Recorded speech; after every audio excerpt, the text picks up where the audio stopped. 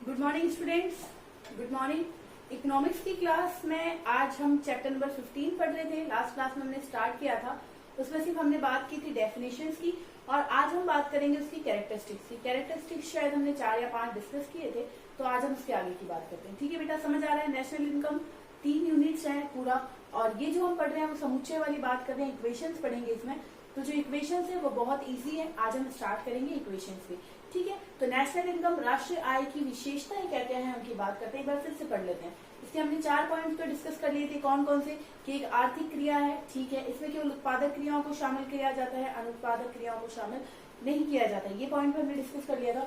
उसके अलावा हमने बात की थी कि राष्ट्रीय आय का संबंध एक देश के निवासियों से होता है, ये भी हमने डिस्कस कर लिया था, और आगे की बातें हम आज क्लियर करेंगे।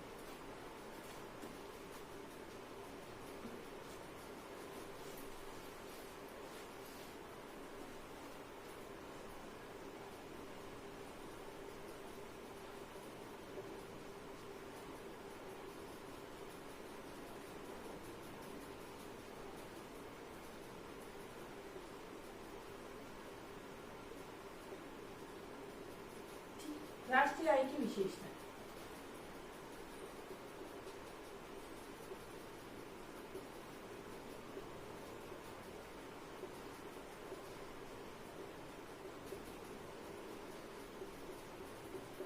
इसके बेटा 5 पॉइंट क्लियर कर लिए थे हमने। आज 6 पॉइंट से बात करेंगे कि राष्ट्रीय आय की गणना का संबंध एक, देखिए 6 पॉइंट, राष्ट्रीय आय की गणना का संबंध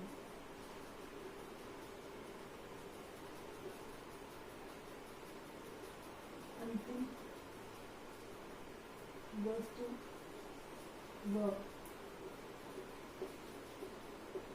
सेवा के योग से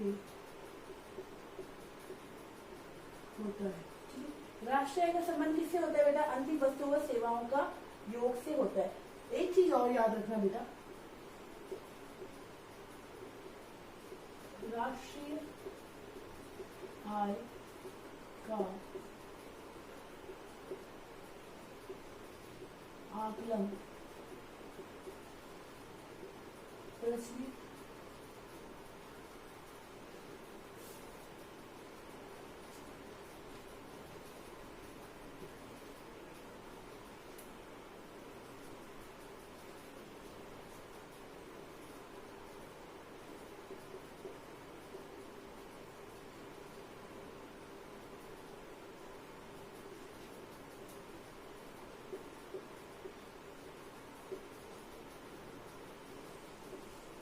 राष्ट्रीय आय का आकलन प्रचलित बाजार कीमत पर होता है। बाजार कीमत कौन सी बेटा?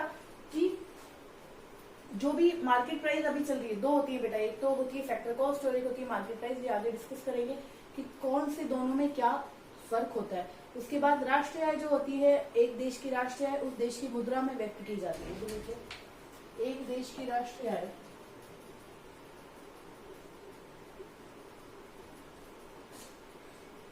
एक देश की राष्ट्रीय आय उस देश की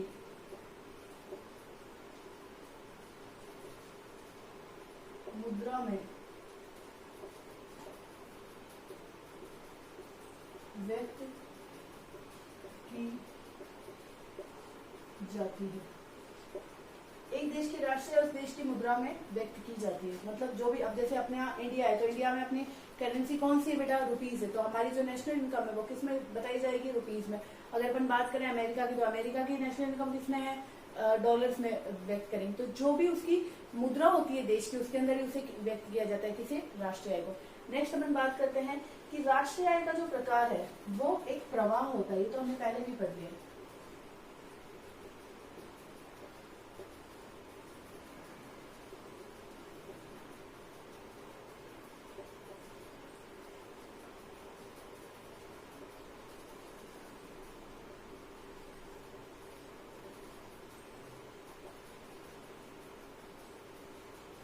जो कि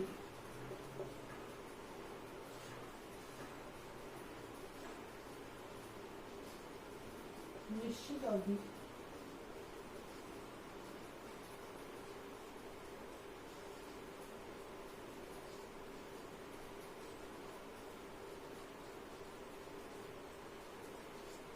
जो कि किसके लिए होता है बेटा, एक निश्चित अवधि के लिए होता है, पीरियड ऑफ टाइम। ठीक है, ये तो हमने पहले भी बात की थी, स्टॉक और प्रवाह क्या होता है। तो नेशनल इनकम क्या है, नेशनल इनकम एक प्रकार का क्या है, फ्लो है या प्रवाह है। ठीक है बेटा, ये समझ आया। तो ये तो थी उसकी विशेषताएं, काफी इतनी विशेषताएं, कैरेक्टरिस्टिक्स। और अब हम बात करते हैं कि ऐसी कौन सी वस्तुएं हैं जिसे राष्ट्रीय आय में शामिल नहीं किया जाता है, ऐसे कौन से कार्य है जिसे राष्ट्रीय आय में शामिल नहीं किया जाता है।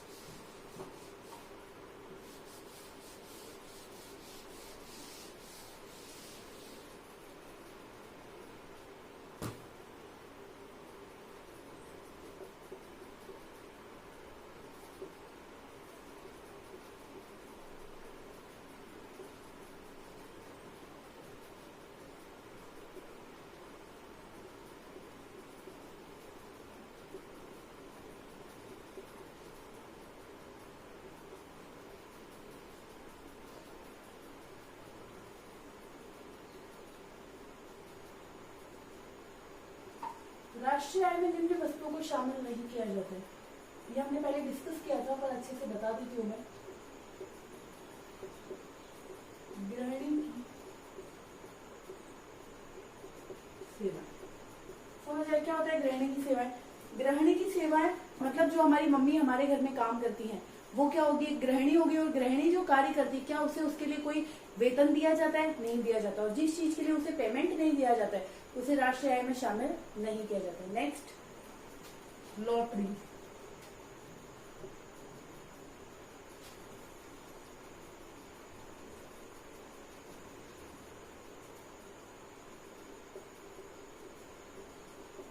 लॉटरी से जीता इनाम।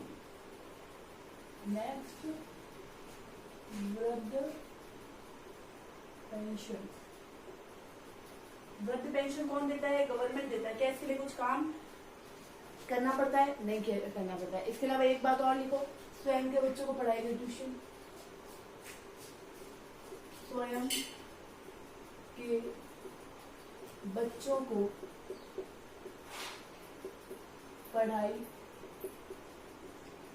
गई ट्यूशन।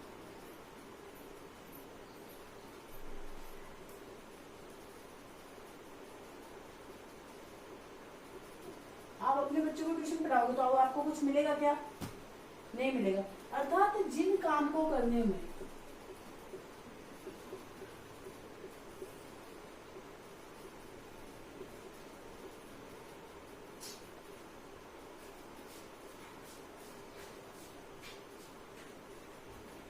जिन कार्यों को करने में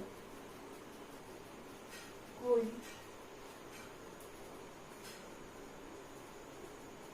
मूल्य वृद्धि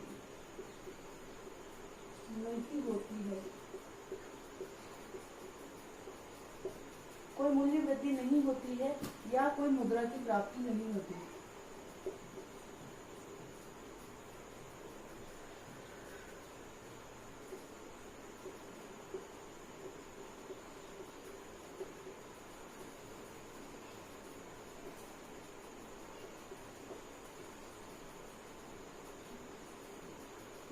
उस वस्तु को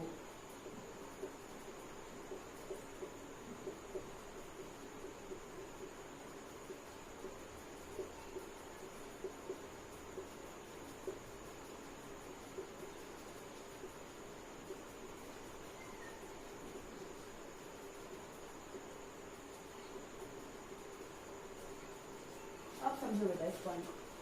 राष्ट्रीय आय में किन वस्तुओं को शामिल नहीं किया जाता है, तो देखिए सबसे पहले अपन ने बात करी गृहिणी की सेवाएं। हमारी मम्मी जो हमारे घर में काम करती है, क्या उसके लिए कुछ पेमेंट लेती है, नहीं। जिसके लिए कोई पेमेंट नहीं लेती है उसे राष्ट्रीय आय में शामिल नहीं करते हैं। हमने हमारे बच्चों को ट्यूशन पढ़ाया, तो ये भी राष्ट्रीय आय में शामिल नहीं होगा। यही मैंने अगर किसी दूसरे बच्चे को ट्यूशन पढ़ाया तो वो नेशनल इनकम में काउंट होगा। नेक्स्ट, लॉटरी से इनाम जीता। तो आप बोलोगे मैम इसमें तो मुद्रा प्राप्त हुई। नहीं बेटा, ये कोई उत्पादक मुद्रा नहीं है, ये तो चोरी। अब आप तो बोलोगे कोई चोरी कर ली तो वो भी नेशनल इनकम में काउंट करो। नहीं बेटा, ऐसी चीजें नेशनल इनकम में काउंट नहीं होती है। तो जिसका मुद्रा में मूल्य नहीं मापा जाता है उसे नेशनल इनकम में काउंट नहीं करते हैं, सीधी सी बात है। आपसे अगर कुछ भी पूछा जाए कि ये नेशनल इनकम में काउंट होगी या नहीं होगी, तो आपको ये चीज पता होनी चाहिए। ऐसा क्वेश्चन आता है बेटा कि गृहिणी की सेवाओं को राष्ट्रीय आय में शामिल किया जाता है या नहीं, तो नहीं किया जाता है। या फिर ऐसा क्वेश्चन आता है निम्नलिखित सेवाओं में से किसी राष्ट्रीय आय में शामिल नहीं किया जाता है, तो वो 4-5 दे देगा, उसमें से हमें आंसर लिखना होता है। तो ऐसे क्वेश्चन एग्जाम में आते हैं, इसलिए डिस्कस कर रहे हैं, ठीक है। तो ये जो था किन किन सेवाओं को शामिल नहीं किया जाता है वो क्लियर हो गया। उसके बाद अपन बात करते हैं, अब आएंगी बेटा आपकी मेन राष्ट्रीय आय से संबंधित अवधारणाएं। ये बहुत इंपॉर्टेंट है और यही है नेशनल इनकम में main. GDP, GNP, NNP, NDP क्या होती है, ये सब चीजें हम डिस्कस करेंगे। किसमें कौन सी चीज घटाई जाती है और किसमें कौन सी चीज जोड़ी जाती है। नेशनल पूरे चैप्टर के अंदर यही इंपॉर्टेंट है, पूरी यूनिट में ये इंपॉर्टेंट है, ये मान लीजिए। राष्ट्रीय आय से संबंधित अवधारणाएं।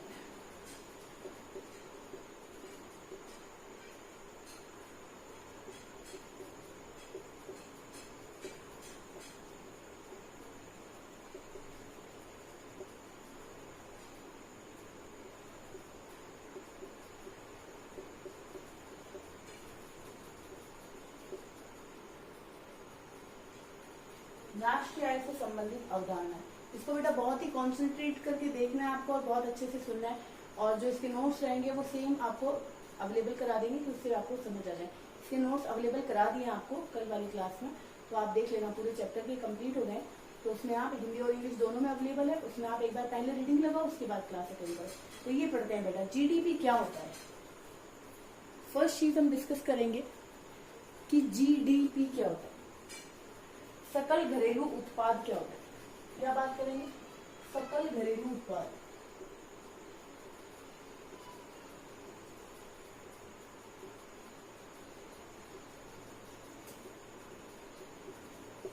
ग्रोस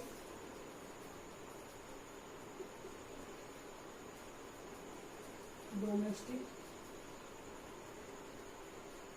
प्रोडक्ट, क्या बोलेंगे इसे इंग्लिश में, सकल घरेलू उत्पाद को ग्रोस डोमेस्टिक प्रोडक्ट। इसलिए लिखा है इंग्लिश में क्योंकि इसका शॉर्ट फॉर्म क्या है, जी डी और पी। क्या होता है जीडीपी। सकल घरेलू उत्पाद कैसे ज्ञात किया जाता है। सीधा सीधा क्वेश्चन आता है कि सकल घरेलू उत्पाद से क्या आशय। तो सकल घरेलू उत्पाद एक देश में उत्पादित वस्तुओं व सेवाओं के अंतिम उपभोग के योग को कहा जाता है सकल घरेलू उत्पाद, जो कि बाजार कीमत पे होता है। बाजार कीमत पे मतलब जो मार्केट प्राइस है उसी पे वो काउंट होता है। तो सकल घरेलू उत्पाद क्या होता है वो देख लो।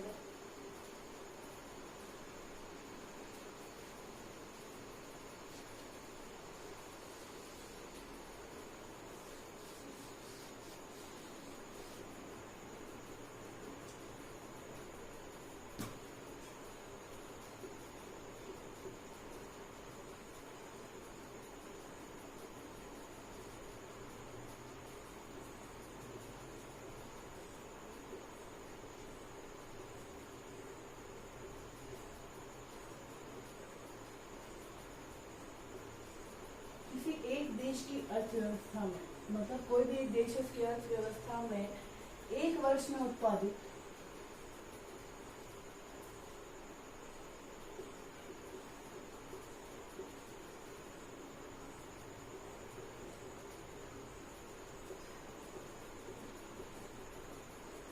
वस्तु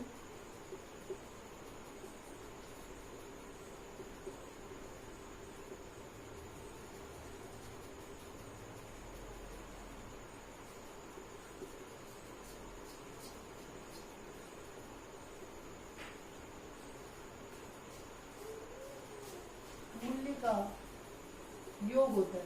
क्या होता है, मूल्य का योग होता है।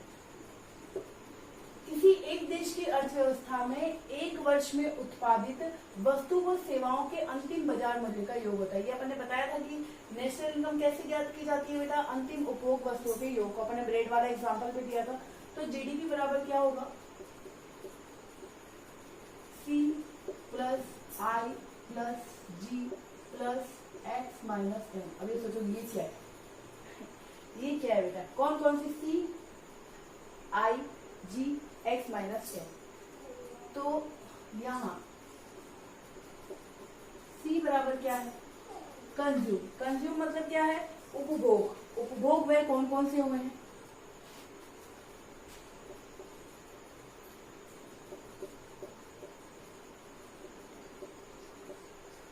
I बराबर क्या है, विनियोग व्यय।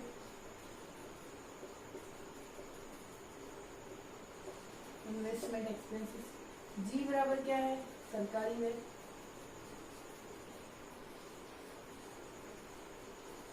और ये x माइनस एम क्या है, x माइनस एम। x माइनस एम को माना जाता है एक्सपोर्ट और इंपोर्ट, आयात और निर्यात। तो इसे बोलेंगे शुद्ध निर्यात। इन दोनों को लेस कर लिया, जो भी शुद्ध आया उसे क्या बोलेंगे, शुद्ध निर्यात। अब देखिए बेटा ये क्या है, अब आप सोचेंगे इसमें तो आप व्यय की बात कर रहे हो, इसमें आप आय की बात कर रहे हो, ये कैसा कंफ्यूजन है। तो बेटा व्यय क्या करोगे आप, जो आपके पास आय होगी। अगर आप ये अपन नेक्स्ट चैप्टर 16 में पढ़ेंगे, राष्ट्रीय आय गणना की विधियों में आय विधि व्यय विधि, उसमें क्लियर हो जाएगा। ये इतना से याद रखो, जीडीपी बराबर क्या होता है, आगे आगे पढ़ोगे तो ये ऑटोमेटिकली क्लियर हो जाएगा। जीडीपी क्या होता है, सी प्लस आई plus g plus x minus M. सी मतलब उपभोग व्यय, आई मतलब विनियोग व्यय, जी मतलब सरकारी व्यय और एक्स माइनस एम शुद्ध निर्यात। ये होता है हमारा जीडीपी। समझ आ रहा है बेटा। अब देखो जीडीपी है क्या और उसमें कंफ्यूजन क्या है। एक देश है, ठीक है, एक वर्ष है, ये भी ठीक है, जितनी भी वस्तुएं उत्पादित की उसके योग को राष्ट्रीय आय कहते हैं, जीडीपी कहते हैं, मार्केट प्राइस पे, कीमत, बाजार कीमत पे। और अब आप बोल रहे हो इसमें तो मैम आपने व्यय लिख दी कि ये व्यय और इन व्यय को जोड़ लो तो जीडीपी। बेटा जितनी आपने आय अर्न की है उतना ही तो आप व्यय करेंगे, और जब सारे व्यय को जोड़ लोगे तो भी वो भी किसके बराबर होती है, आय के बराबर होती है। समझ आएगा। तो इसलिए उपभोग कंज्यूम कितना किया, विनियोग कितना किया, गवर्नमेंट एक्सपेंसेस कितने थे और शुद्ध निर्यात कितने हुए, इन तीनों को जोड़ लेंगे तो हमें क्या ज्ञात हो जाता है, जीडीपी ज्ञात हो जाता है। फिर से सुनो, जीडीपी कैसे निकाला जाता है, सी प्लस आई प्लस जी। जितना भी हमारे विनियोग व्यय है उसे जोड़ लो, उपभोग व्यय है उसे जोड़ लो, सरकारी व्यय उसे जोड़ लो, और आयात और निर्यात का जो शुद्ध निर्यात निकलेगा उसे जोड़ लो। इन तीनों को जोड़ लोगे तो क्या निकल जाएगा, जीडीपी निकल जाएगा। समझ आ रही है बेटा, क्लियर हुआ। क्या होता है जीडीपी, एक वर्ष में उत्पादित वस्तुओं के उत्पादन के मूल्य को क्या कहा जाता है, अपना सकल घरेलू उत्पाद कहा जाता है। सकल घरेलू उत्पाद जीडीपी हिंदी में भी दे सकता है, डायरेक्ट जीडीपी भी दे सकता है, ग्रोस डोमेस्टिक प्रोडक्ट भी दे सकता है। ठीक है बेटा। तो ये जो चीज थी ये आपका फर्स्ट अवधारणा थी जीडीपी। अब इसी में हम बात करेंगे जीएनपी एनएनपी पर, ये बात करेंगे कल। आप आज इसको इतने से कोई समझो, क्योंकि आज ज्यादा कर लोगे तो फिर कंफ्यूज हो जाओगे, दूसरा भी कर लोगे तो इसको पढ़ना। और आपके लिए आज एक होमवर्क है कि ये जो नोट्स है ना वो आपको आज पढ़ने हैं तो कल की क्लास के लिए ये जितनी भी अवधारणा है आज आपको दो बार अच्छे से रीडिंग करनी है, कि मैं जब आपको पढ़ाऊं तो आपको ऑटोमेटिक आए कि क्या है। सिर्फ रीडिंग करनी है, ज्यादा माइंड पे लोड नहीं देना है, सिर्फ एक बार रीडिंग कर लेना है। इसलिए मैंने पहले नोट्स दिए आपको कि पहले नोट्स दे देंगे तो आप उसको पढ़ लोगे। आप पहले इसको पढ़ लो और उसके बाद कल वाली क्लास में उसकी अवधारणाएं क्लियर कर लेंगे। हाफ कल में कर लेंगे और नेक्स्ट क्लास में, 2 क्लास में ये अवधारणाएं हम कंप्लीट कर लेंगे। क्या क्या होती है जीडीपी, जीएनपी, पीडीआई, पीआई, ये क्या क्या होती है, डिस्पोजेबल इनकम, डीआई, तो ये सब चीजें क्या होती है हम डिस्कस करेंगे। ओके बेटा, थैंक यू सो मच।